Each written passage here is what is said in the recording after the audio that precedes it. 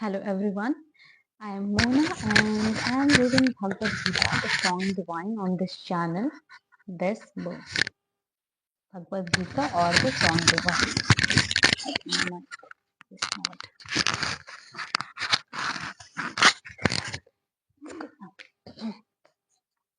So far I have read till 11th chapter and today we will be reading chapter 12.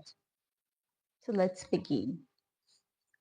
Arjun said, the devotees exclusively and constantly devoted to you in the manner stated just earlier adore you as possessed of form and attributes, and those who adore as the supreme reality only the indestructible unmanifest Brahma, who is truth, knowledge, bliss solidified.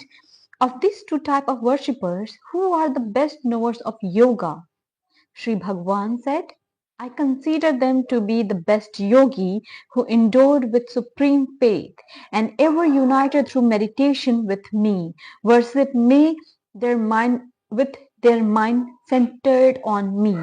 Those, however, who fully controlling all their senses and even minded towards all and devoted to the welfare of all beings constantly adore as their very self the unthinkable, omnipresent, indestructible, indefinable, eternal, immovable, unmanifest, and changeless Brahma. They too come to me. Of course, the strain is greater for those who have their mind attached to the unmanifest, as attunement with the unmanifest is attained with difficulty by the body conscious people.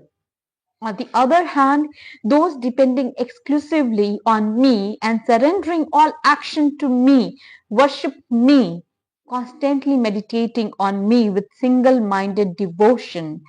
Them, Arjun, I speedily deliver from the ocean of birth and death, their mind being fixed on me. Therefore, fix your mind on me and establish your intellect in me alone. Thereafter, you will abide solely in me. There is no doubt about it.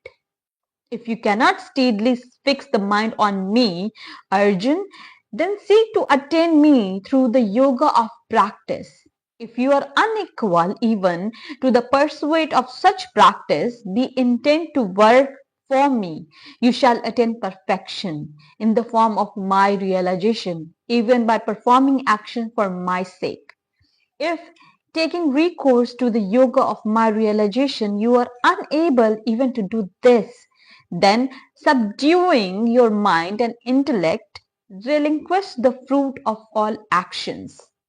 Knowledge is better than practice without discernment. Meditation on God is superior to knowledge, and renunciation of the fruit of action is even superior to meditation, for peace immediately follows renunciation. He who is free from malice toward all beings, friendly and compassionate, and free from the feelings of I and mine, balanced in joy and sorrow, forgiving by nature, even ever contented, and mentally united with me, nay, who has subdued his mind, senses, and body, has a firm resolve, and has surrendered his mind and reason to me, that devotee of mine is dear to me. He who is not a source of annoyance to his fellow creatures, and who is in his, and who in turn does not feel vexed with his fellow creatures, and who is free from delight and envy, perturba- perturbation and fear, is dear to me. He who expects nothing, who is both eternally and externally pure, is wise and impartial, has risen above all distractions, and who renounces the sense of doership in all undertakings, such a devotee of mine is dear to me. He who neither jealous he who neither rejoices nor hates, nor grieves nor desires, and who renounces both good and evil action and is full of devotion is dear to me.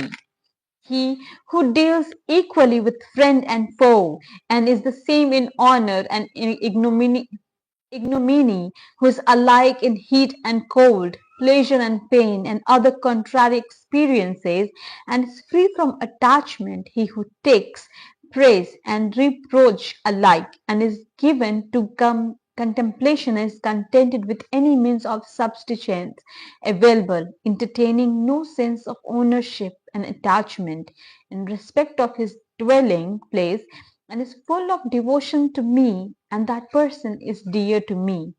Those devotees, however, who partake in a disinterested way of this nectar of pious wisdom set forth above, endowed with faith, and solely devoted to me, they are extremely dear to me.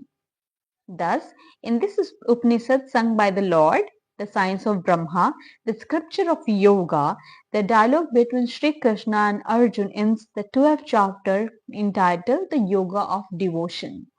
So we are done with the 12th chapter of this, and tomorrow we will read chapter 13. I was reading this book, the Bhagwat Gita or the Song Divine, the conversation between Arjun and Krishna. Thank you for your time. Thank you for listening to me. We will meet tomorrow again at the same time. Bye bye.